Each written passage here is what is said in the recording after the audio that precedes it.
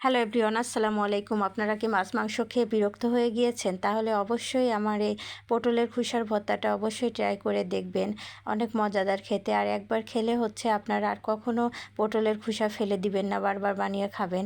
আমি এখানে পটলের খোসা সিদ্ধ করে নিয়েছি এবং নিয়েছি রসুন, দেশি রসুন তিন চারটা কোয়া করে নিয়েছি, আর হচ্ছে আমি পেঁয়াজ কুচি নিয়েছি এবং কাঁচামরিচ নিয়েছি 7-8টার মতো। এবারে আমি সবগুলো উপকরণ হচ্ছে সরিষার তেল দিয়ে সামান্য করে ভেজে নিব। দেখতে পাচ্ছেন আমি কিভাবে করে ভেজে নিয়েছি। খোসাগুলো একটু হালকা 2-1টা পোড়া পোড়া হয়েছে, আর এমনভাবে ভাজতে হবে যে কাঁচামরিচটাও সিদ্ধ হয়ে যাবে আর রসুনের কোয়াগুলোও সিদ্ধ হয়ে যাবে। আমি ভেজে নিয়েছি। এবারে আমি পাটায় হচ্ছে বেটে নিব মিহি করে। আমি দেখতে পাচ্ছেন যে পাটায় বেটে নিয়েছি মিহি করে। এবার তুলে নিব। মজাদার পটলের ভর্তা আপনারা অবশ্যই একবার বানিয়ে খেয়ে দেখবেন, তাহলে হচ্ছে কখনো পটলের খোসা ফেলে দিবেন না, আর বারবার বানিয়ে খেয়ে খাবেন।